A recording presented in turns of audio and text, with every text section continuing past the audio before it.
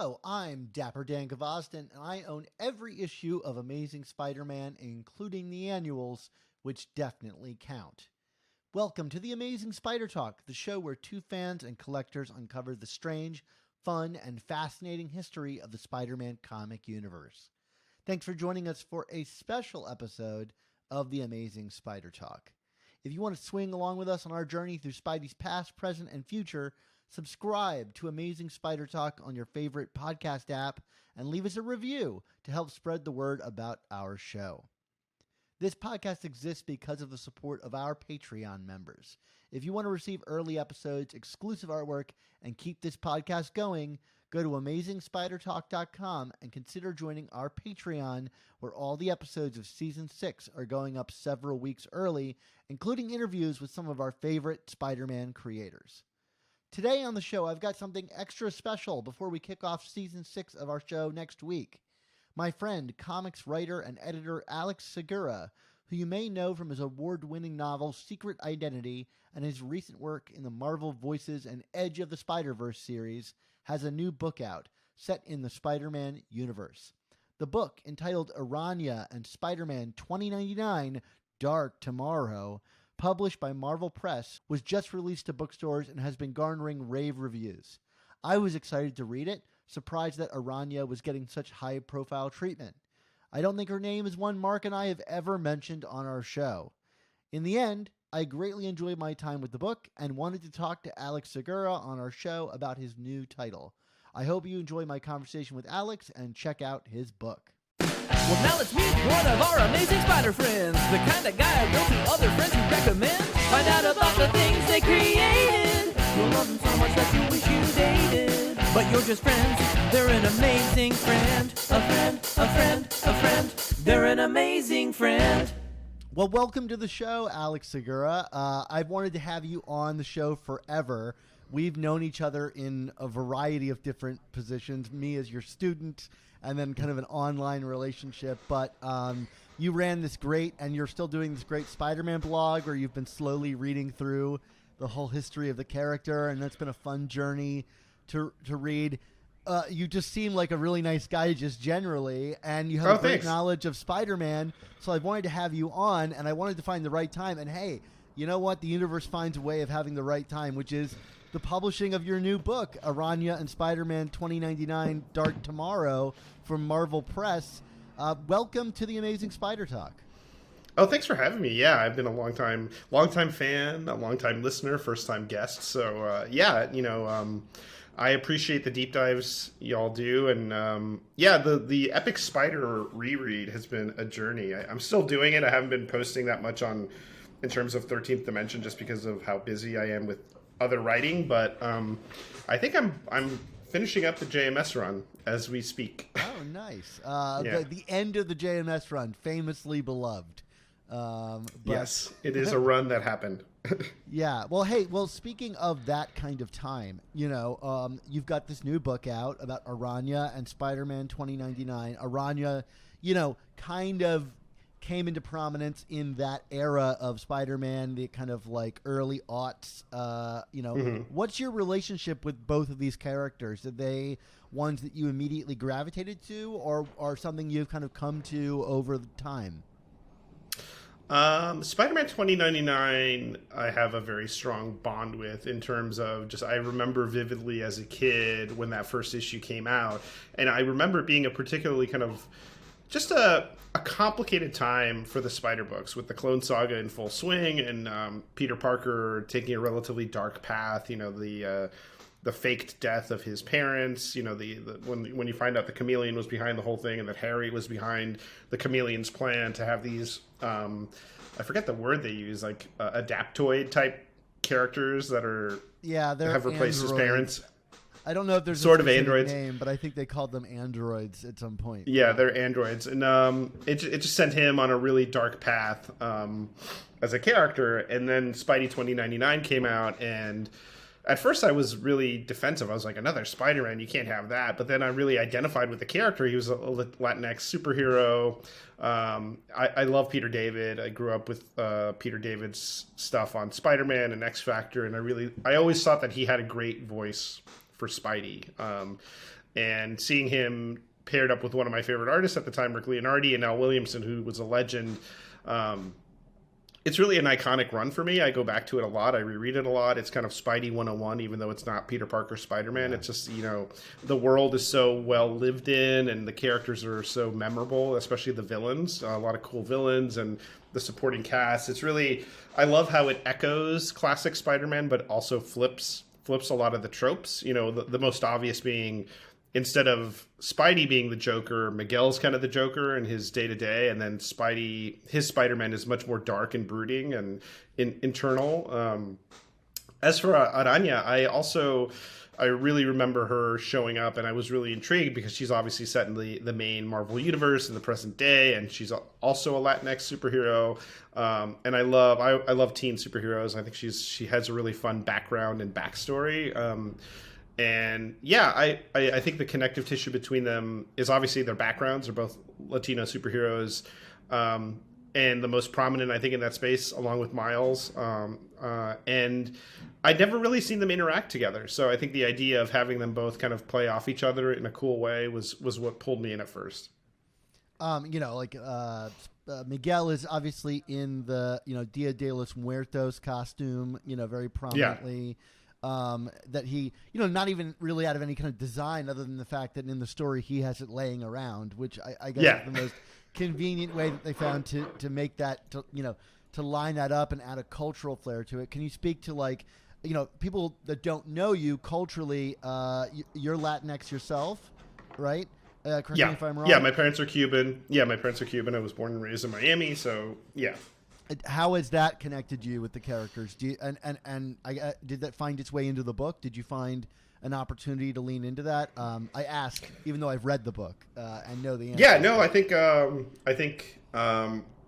first and foremost there was a sense of identification there. I think, especially when I was younger, like reading superhero comics, most of the leads were white male characters, and so seeing a Latinx spider hero.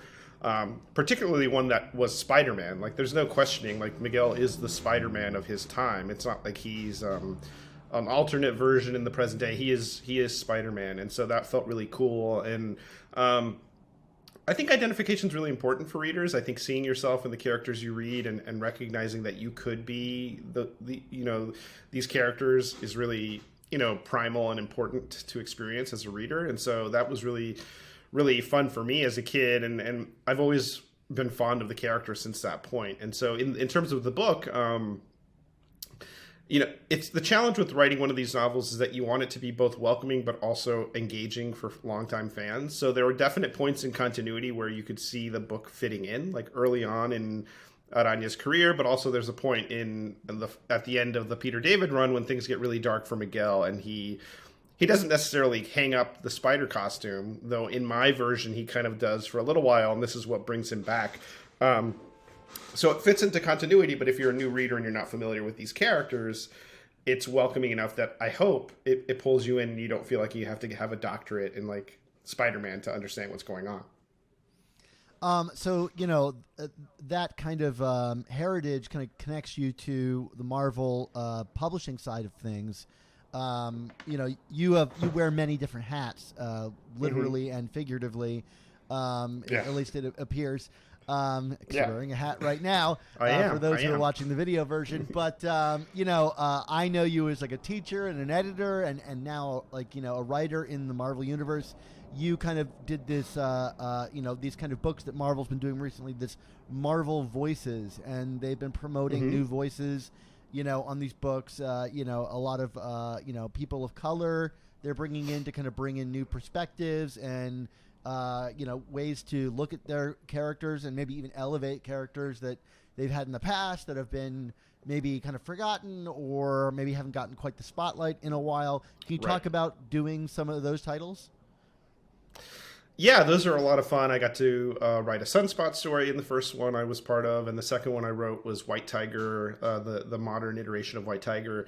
And that was fun because we got to basically create and introduce a new character to kind of play off White Tiger, which was really neat. And I think I think the benefit of these anthologies is, like you said, it brings in new voices, it brings in authentic voices for some of the characters, and allows readers to kind of tap into this great talent pool and see these beloved characters written by other creators, and hopefully it leads to more opportunities. It has led, to more writing for Marvel for me, like obviously the novel, but I got to write an Anya story for Edge of Spider-Verse #1, the original series, and that was really fun because in the novel I'm dealing with Anya's early days as an Anya, and in the short story in Edge of Spider-Verse, it really reestablishes her as an Anya as opposed to Spider-Girl, and it brings her back to a version of her original costume and kind of gives her a new status quo, and that tees her up for what happens later on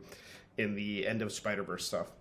That must have been really exciting to do because you got the first chapter in this volume 2 of Edge of Spider-Verse, and that first Edge of Spider-Verse, frankly, is probably more influential than the Spider-Verse story itself. I mean, you had so many characters launch out of that series. Yeah. Spider-Gwen and what's her face? Spy/Dur. I'm forgetting the name of the character. Mm-hmm. There's so many things that was a really fun series.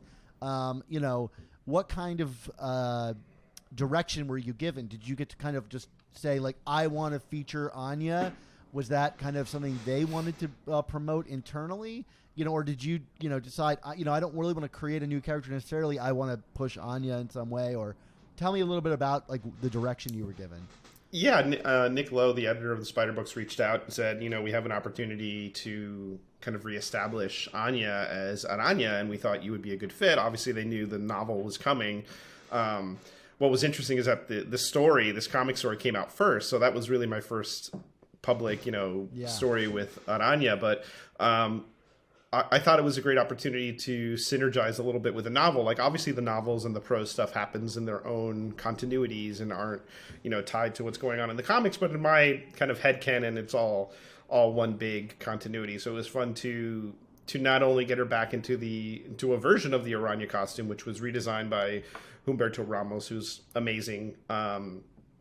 And Kaio Mahado did the interior artwork and did a great job. And then also to kind of set up a new status quo for her, like a roommate. She's going to Empire State University. She's, her life is moving on, and she's got this new kind of status quo as Araña and a new calling in terms of just the greater Spider-Verse stuff. Have you had any conversations you can talk about since then about maybe featuring the character even more in the future? Yeah, I think that would be a lot of fun. They know I love the character, and I think the novel's gotten a lot of good buzz, so, we'll see what happens. Cool. Tell me about this redesign of the costume. Is that something you had a hand in, or you just kind of hand that off to an expert like Humberto Ramos to take care of? Or did you give any notes look, if I got to, this is my moment, Araña needs a new costume. I'm gonna get my 2 cents in. How did that work? Yeah, I think the extent of my notes were emails that just said, amazing, this is amazing. When you were dealing with someone like Humberto Ramos, who is an all-time pro and has such a legacy with Spider-Man, I think the first sketch I saw, I was just, my jaw dropped, and I was like, yep, that's it. I think it threads the needle in such a cool way in that it honors what came before, Araña's original costume and hairstyle and vibe, but also makes it feel modern, and she is very much an adult that's now continuing that legacy. And I think it's great that she's back in that original identity, because I think it was so unique to her that no shade on when she was Spider-Girl. I think that was fine too, and it made sense, but I think this is really where she belongs. It's funny that you say that about Ramos. I was fortunate enough to get a commission from him a number of years ago, and when I was waiting in line, what do you have Humberto Ramos draw? And a friend of mine joked you could have him draw anything, and I said I could have him draw a bar of soap, and it would be look interesting. Amazing. And I really for about half an hour considered going up there and saying he would never get asked to draw a bar of soap, but I bet if I asked him to do that, he would knock it out of the park. But then it's totally okay, this is my shot. Do I really get him to draw a bar of soap? And ultimately, I didn't go forward with it. But there will be a day where I ask Humberto Ramos to draw the best bar of soap. And he will deliver. So what did you have him draw? Oh, I got him to draw his kind of redesign of the Superior Spider-Man costume. Nice. Because that's the one that he designed. As much as I love the Ryan Stegman design of the initial costume, I think Humberto came in and created something really iconic. And so, I mean, look, I know it's cliche. He's probably drawn it a million times, and maybe he rolls his eyes at doing it again. But, you know, at the end of the day, as much as that soap probably was going to be great, I do want to look at his Spider-Man on my wall. So, well, I mean, sometimes you want people to play the hits, and that's the hit. Right? Yeah, play Freebird, Humberto Ramos. Please. Yeah. Exactly. So tell me about, you've got this new book. I'll say the name one more time. Araña and Spider-Man 2099 Dark Tomorrow from Marvel Press. How did this come together? Were you approached by Marvel about this? Yeah, they reached out. I think Disney Books has obviously the Marvel Press imprint, and they also publish some Star Wars stuff. So I had written Poe Dameron Freefall, which is Poe's origin story, and it came out right around the last Star Wars film. As we meet Zori Bliss and all these like characters that hint at Poe's backstory, they wanted a book that connected those dots, and so I did that, and that was a lot of fun. And I'm assuming I was relatively easy to work with, so they thought, okay, well, let's have Alex, who also has this background with comics, do a Spider-Man book kind of adjacent to the Spider-Verse movie coming out.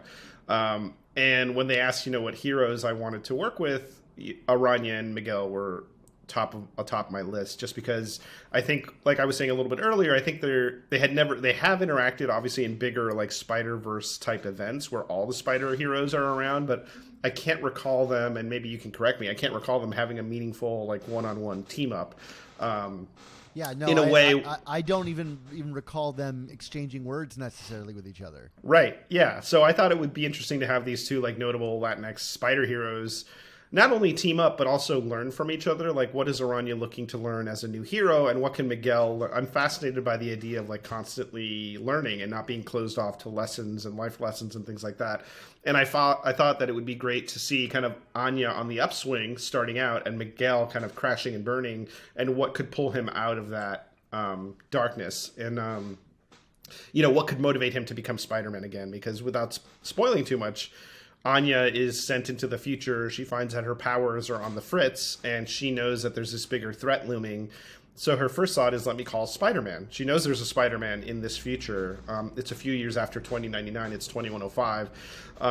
But the Spider-Man she finds is not, the one she would expect. He's not even, doesn't even want to be Spider-Man. He does it under duress. And so the arc of the story is how she pulls him out of that and into embracing who he is, his destiny, and vice versa. He teaches her, what it takes to be a hero. And later on, you learn that the big bad, who we can get into, because it is a Spider-Man deep cut, we learn that the big bad is actually draining the potential of spider heroes across the universe and using that energy to awaken an even darker evil.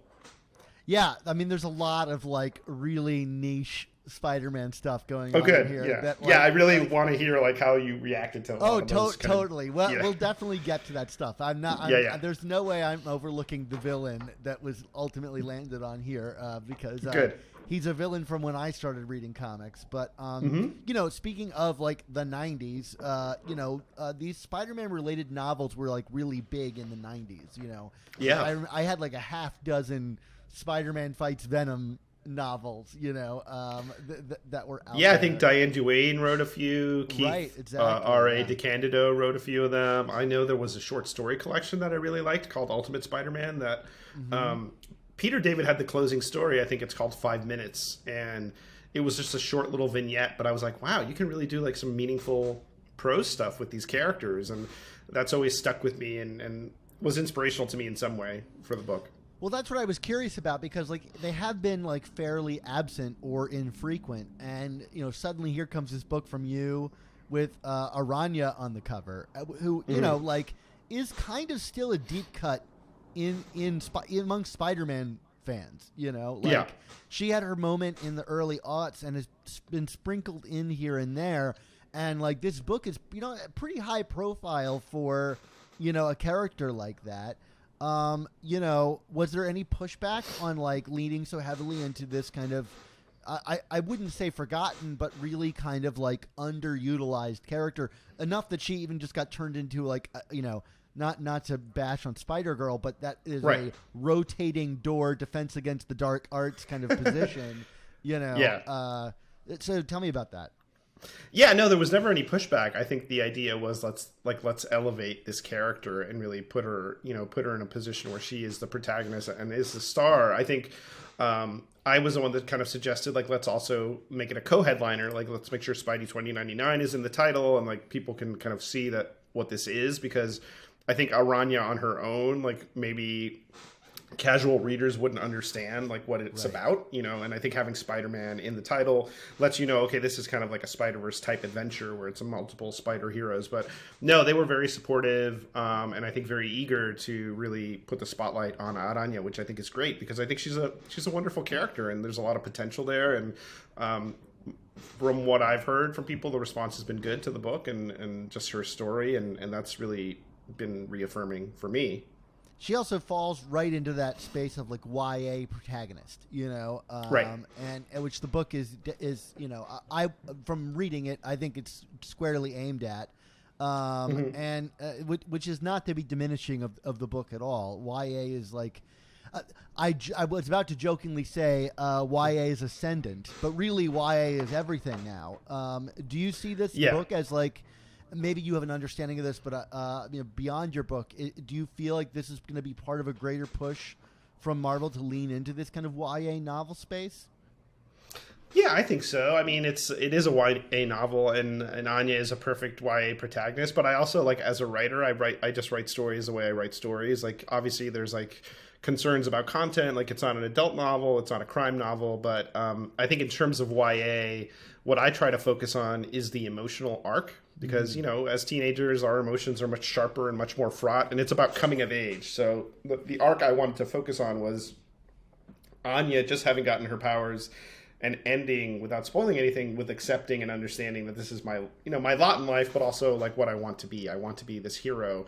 And I think there's a lot of potential in that story, because at this point, Peter Parker is an adult and Spider-Man is this established thing. And so I think a lot of people can relate to superheroes that are still kind of finding their way, which isn't to say that Peter Parker has no drama, but I mean, he's much more established and confident as Spider-Man. And so if you're looking for stories where it's a spider hero kind of trying to find her footing, this is a good place for that.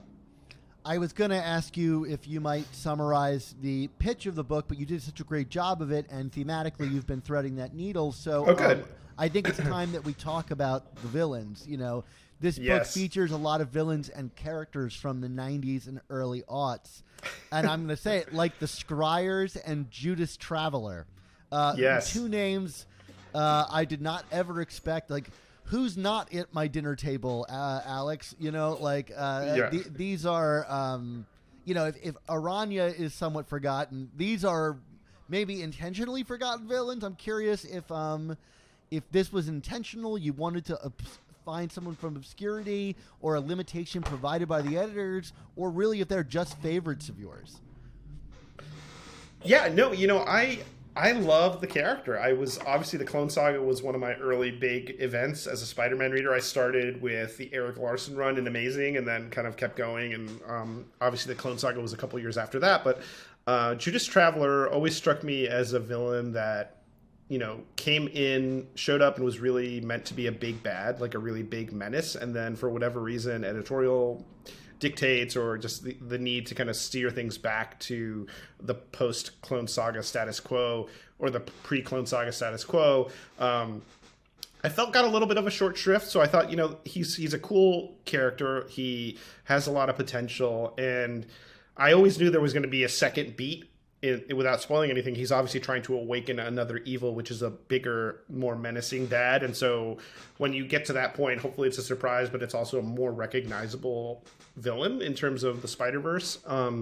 But I love playing in that Clone Saga continuity. I love this. Is it Scryers? I always said it's Screers in my head, but I guess it could be Scryers. I'm not sure, honestly. I've only ever seen Yeah. So. Yeah, I thought that was fun to play with, and then there were some other little nods to just old school 90s Spider continuity, Demo Goblin and things like that. That it was just fun, and I think for me it was a blast to insert that as a reader and a fan. But I also felt like it it didn't require too much assembly. Like, I didn't require the reader to have read the entire Clone Saga to understand who, like, Judas Traveler is, or, you know, who these characters are. And I tried my best to explain them as top line as possible. Yeah, well, I put a big smile on my face in the opening of the book where you have Araña fighting Stegron, the dinosaur man, and reanimating skeletons in the Natural History Museum. You know, shout out to Amazing Spider-Man 165 and 166. Favorites of mine, because that's kind of how I met Mark, the co-host of this show, is by funny making fun of, like, constantly badgering him to review those comics. But you know, Stegron is a household favorite over here. I love the character as a kid. I won't reveal the big bad of your story, because it definitely put a smile on my face seeing that character elevated and used in this way.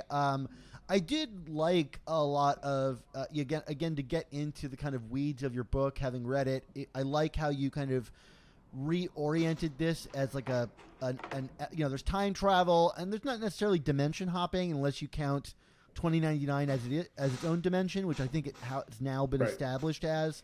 And I don't think that really matters to your story.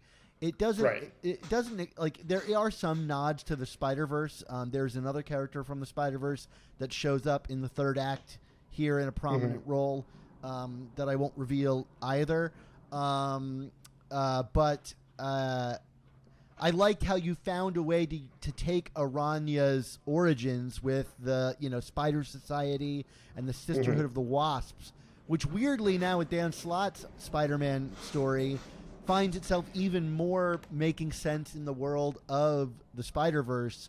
Was that something that you knew was coming from Dan Slott, or had talked to him about, or like a happy coincidence that the Spiders? Yeah, it was a happy thing? Yeah, happy coincidence, and it was cool to see it roll out in the comics kind of in parallel. Like, it was not by design, but it was obviously when I wrote the Araña comic story, I could tease that the Sisterhood was coming back, and that was in play in the comics. But I think in terms of the novel, it was really more to just streamline it a bit, so someone reading it felt like sometimes I think the challenge with licensed novels, especially based on comics, is that you're not giving enough and the reader feels like they have to do their homework. And I really wanted it to feel self-contained. And obviously there's hints to other things and what happened before and what's to come. But I didn't want the reader to feel like they're only getting like a snippet of a bigger story. But I also wanted to keep that feeling of a comic book, like the guest stars. I loved having that spider hero show up in the third act, because at that point you're reading the novel and you're like, well, these are the heroes and this is it. Yeah. But you have this kind of curveball thrown in, and hopefully it's a cool moment. And then the idea that Judas Traveler is trying to awaken even bigger bad, I thought was a nice twist too. And so I wanted to keep the stakes high, but also have it feel like it's its own big adventure on its own, not just like part 1 of 12, Well, you're saying, adventure on its own, like it does kind of like when I was reading it, I was constantly trying to orient myself in continuity, because that's what I do. I'm a major spider nerd, although I hadn't read the Araña stuff since it was published, and found myself immediately immersed in her world again. There's like, I think your like 4th chapter is like 30, 40 pages long that like really spells out her origin. And I was really grateful for that, because it had been a while, and you did it in such a naturalistic way that I found myself really, back in that world.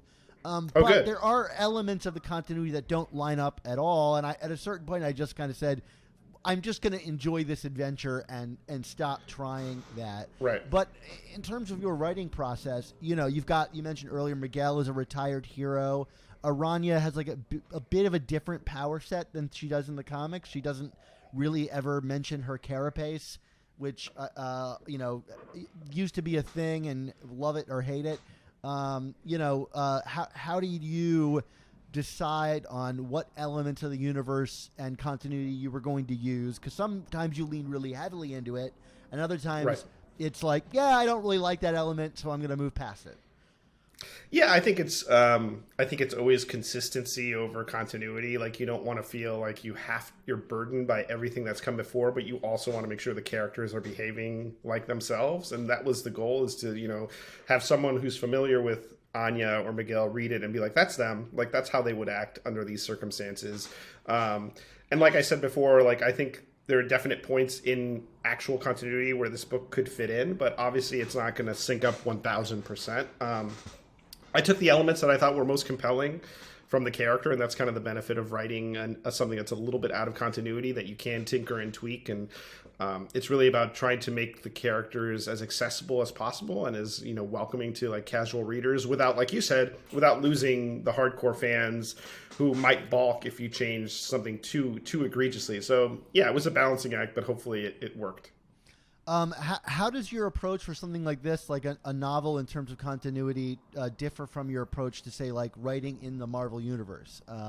Especially if you get more opportunities to do that. Do you try to read all that you can and make it fit as much as possible, or do you trust that like story wins over continuity most of the time? I think with something like this, I reread all the Peter David, Rick Leonardi stuff. I reread all the Peter David stuff after Rick left, and then I continued to read kind of the other iterations of Spidey 2099, especially, a lot of it was him kind of showing up in the present and how he interacted with the main Spider cast. And I did revisit all the Araña original stuff. I think the continuity is a little stricter when you're writing in comics because it's all one ongoing narrative. So right. I can't freely just say, oh, I don't want to count that. I'm even with something like where I'm reestablishing Anya's status quo, it's not a reboot. So all that stuff happened and I have to recognize that it happened. And so it's a little more linear. Whereas with the novel, it's its own continuity. So I could be a little more freewheeling, but I didn't want to seem inconsiderate. I was just ignoring stuff. I did reread the stuff and I kind of cherry picked the stuff that I felt was most important, but I don't have that kind of flexibility with the comics, which is part of the fun too. Like, how do you make it work? Well, I thought you did a really good job threading the needle. I mean, because to me, always the most important thing is the thematic element, and the way you use the characters reinforces that thematic idea.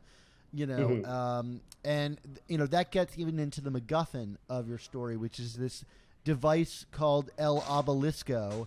And it's this object that Araña comes into path with, and the means of her traveling into the future. And I won't get into the details of that, but it's ultimately like revealed a little bit into the story that the power of this thing is to steal spider people's potential. And to me, that's kind of thematically at the core of the story. Can you talk about the idea of something that takes away your potential and why centering this story around that was so important to you? Yeah, it just felt like a really interesting theme because I was getting both heroes at particularly sensitive points, or by choice, by design. Like Miguel at a low point, Anya kind of struggling to figure out who she is and how to do this. And you can almost explain that behavior through the device. Like, this device has taken your potential and now you're kind of left rudderless. And I think part of the theme of the book is that you should always be open to learning from other people. Obviously the cliche is like the young hero learns from the old grizzled mentor and can kind of figure out her way. But the flip side is, the old grizzled mentor has made some bad choices sometimes, and maybe they could learn a thing or two from a young superhero that's still wide-eyed and excited to be there. So it is a MacGuffin in many ways, and I think hopefully it's the proper use of a MacGuffin, which is to kind of open the door to thinking about bigger themes like friendship and understanding and acceptance and always being open to learning. And the idea that I think we all look back on our lives and wonder what could have been if we did this or did that. And I think as long as you try and do the best you can, you won't look back on those things with regret. And I think that's kind of the undercurrent of the book, which is a high-flying adventure page turner. But I did want to interject some kind of deeper meaning to it as well. And I love the kind of chicken and egg kind of element to it, which is to say, was their potential, and motivation being limited inherently to their character? Like in Miguel's case, he is kind of retired and settled on like running Alchemex, and at first it seems like, oh, that's just, part of Miguel's character. He's always been a little bit crotchety and maybe a little reluctant to engage with this, and there were a lot of costs to him personally that have been undone and redone depending on what continuity you believe in. Right. But yours makes a real declarative choice in that matter, and I won't say what it is, but by a certain point in the story, the question is like, oh, what was this related to this MacGuffin that has been, taking the spider out of the man, so to speak.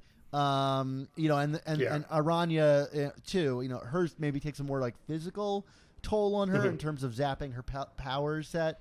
But I liked always asking myself, like, is this the work of Judas Traveler and his El Obelisco, or is this, something inherent to their characters? And I won't reveal where the story goes, but by the end, I felt very like I came down in a solid place and was reaffirmed with these people and their place in the Spider-Verse, so to speak. Was that an intentional design for you to keep that question open?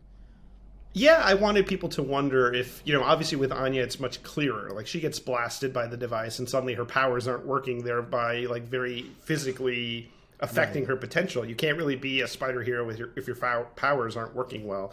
Whereas with Miguel, it was a little more esoteric in that, at some point Traveler interfered with him and manipulated his life, but did he have was he the reason Miguel quit being Spider-Man? I leave that kind of up to the reader, but it is resolved in a meaningful way, hopefully at the end. And that was by design. I think Anya was just starting out and I needed a clear threat, and weaving Traveler into Miguel's story was fun and gave him a little bit more of a darker, subversive strategy that I thought was interesting to play with. And I never had seen those characters interact either, so I felt like that was a fun kind of duality there too.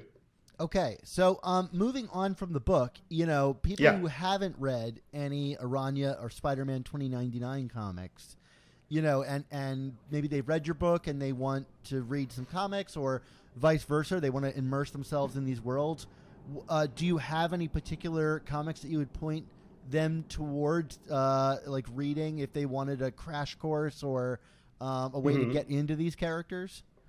Yeah, for sure. For Araña, I think definitely check out the original series by Fiona Avery and Mark Brooks. I hope I'm getting the credits right. It's a great kind of launch pad into who she is, her personality, her contrast with the other spider heroes. And that's in the pages of Amazing Fantasy Volume 2, correct? Right. And then there's follow-up stuff after that I would continue with. But I also think in terms of Spidey 2099, you can't go wrong with that initial batch of stories by Peter David, Rick Leonardi, and Al Williamson. And I will say that the new stuff by Steve Orlando and a few great artists has been a lot of fun. The Dark Genesis stuff, and then there's a new miniseries that just launched that's really good in terms of reestablishing Miguel in 2099 and also really expanding the world of 2099, which was always fun. When am I going to see the 2099 version of Ghost Rider? Or I think they just introduced Blade 2099, which was a lot of fun. But yeah, the Peter David stuff to me is really the high watermark for the character, especially in establishing his world and a lot of the things that I definitely pulled from for the novel. So if you want a good introduction to that character and his supporting cast, then you can't go wrong with that. And Rick Leonardi's art is on a whole other level. I mean, there are issues with Rick Leonardi and issues without Rick Leonardi. And I don't want to bash those other artists, in any way, but he's really a core part of the soul of Spider-Man 2099 and that collaboration. Although I will 100%. Say Steve Orlando, I'm glad you mentioned him and the new miniseries he's doing with artist Justin Mason.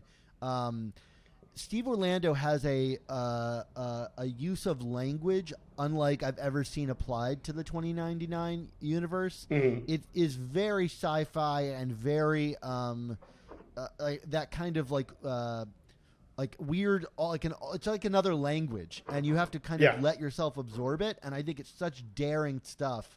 I've been really enjoying it. I'm so glad you mentioned it. It's really fun, and it's so good to see Miguel in a starring role again in the comics for sure. So let me ask you a couple personal questions, if you don't mind. Yeah. So what does it mean to you personally to write Spider-Man comics and these books, to work on this character that has spanned all of our lives and transmedia and is such a solid place in our culture. I mean, Spidey's always been my superhero. You know, like I read a lot. You know, I love Batman. I love I love the X-Men. I love a lot of comics and characters. But, you know, Archie was my first comic book. But Spidey was the first superhero comic I bought. It was a digest, a reprint of Spectacular Spider-Man magazine #2, which is not the serialized comic, but a magazine-sized. You know this, but I'll just speak to the audience. But it's the black and white magazine that Stan Lee did.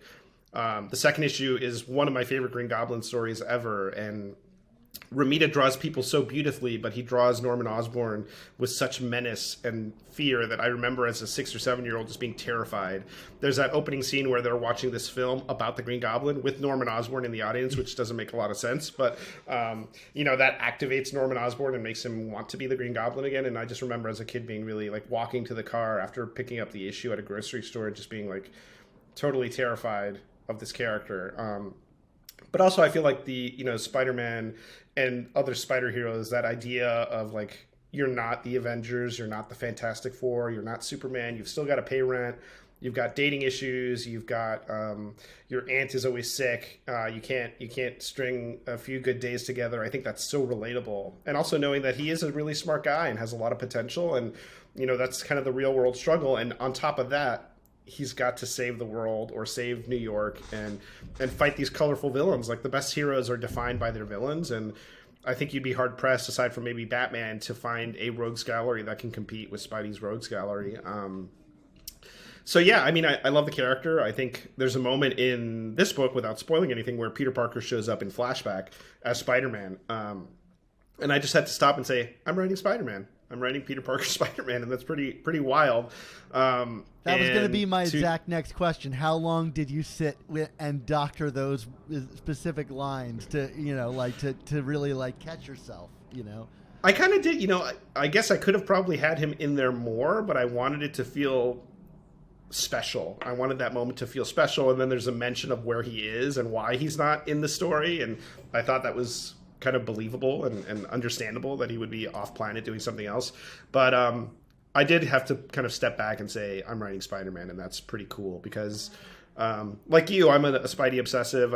I've reread the issues a lot of times. I kind of approach it almost academically sometimes, like how these characters exist and the histories. Like, one of my earliest Spidey comics was Index to the Amazing Spider-Man, like those issues, because I couldn't afford like those back issues. So I started reading like these synopses, and I remember reading these and all that stuff. Yeah, like it was just like there's so much going on. The tapestry of story is so awesome that it's wild. It's a great privilege to be able to play in that sandbox, and hopefully people enjoy it and I get more opportunities. And if not, I got this cool moment, and that is great.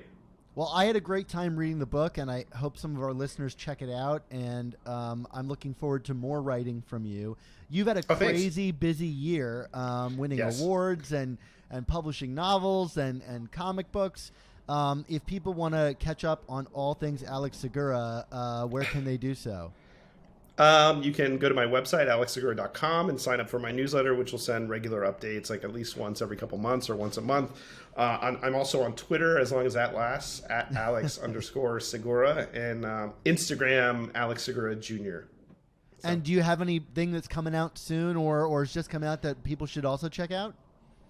Yes, obviously there's this, Araa and SpiderMan 2099, which just came out May 2nd. I have a Return of the Jedi one-shot coming out from Marvel, which focuses on Admiral Akbar, and it's drawn by Matt Horak, and he does a fantastic job. And it's a fun kind of espionage thriller set in the days before the Battle of Endor, so that was really neat. I've got some other stuff that'll be announced soon.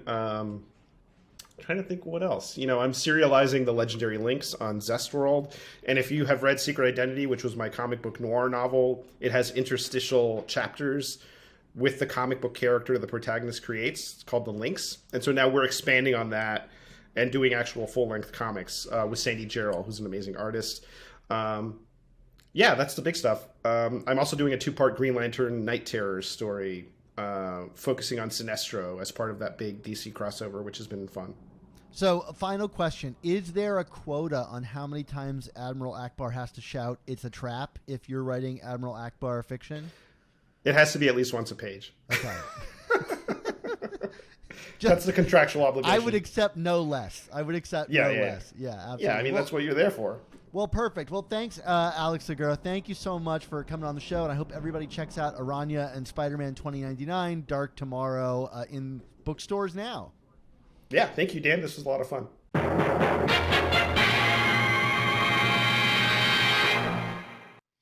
All right, it's that time. Time for all good things to come to an end, at least all good podcasting things. I want to issue a special thank you again to Alex Segura for coming on the show. I hope you check out his book, Araña and Spider-Man 2099, Dark Tomorrow, available wherever books are sold. Or just check out the link in the description of this episode to pick yourself up a copy. I don't think you'll regret doing so. Plus, we wanted to say thank you to you, the listeners and viewers, for tuning in to this episode of The Amazing Spider Talk. This podcast exists because of listener support on the Patreon. For only $3.99 a month, you can help support our show's existence while getting early episodes, including reviews that we do the same week that comics release, exclusive artwork, and a ton of other bonuses. Thank you to everyone who already supports us and the work that we do. Plus, I wanted to issue a special thank you and welcome our newest patrons, Harry Murphy, Luke Chilton, Daniel Kibler, and Matt Hayes. To download our earliest episodes, including interviews with creators like JMD, Tom DeFalco, Ron Frenz, Mark Bagley, and more, subscribe to our Amazing Spider Talk Back Issues podcast on Apple Podcasts. So, until we encounter El Obelisco and have all of our podcasting potential drained, our motto remains, with great podcasts, there must also come the Amazing Spider Talk.